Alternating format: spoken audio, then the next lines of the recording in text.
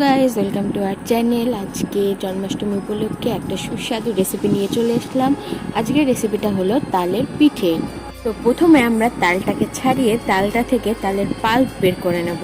এখানে আমরা কলার পাতার 2 পিঠ খুব ভালোভাবে মুছে নিচ্ছি। এরপর সেই তালের পাল্পের মধ্যে একে একে পরিমাণ মতো চালের গুঁড়ো, নারকেল কোড়া, গুড়, দুধ আর সামান্য পরিমাণ লবণ দিয়ে দিতে হবে। এগুলোকে ভালোভাবে মিশিয়ে মেখে নিতে হবে।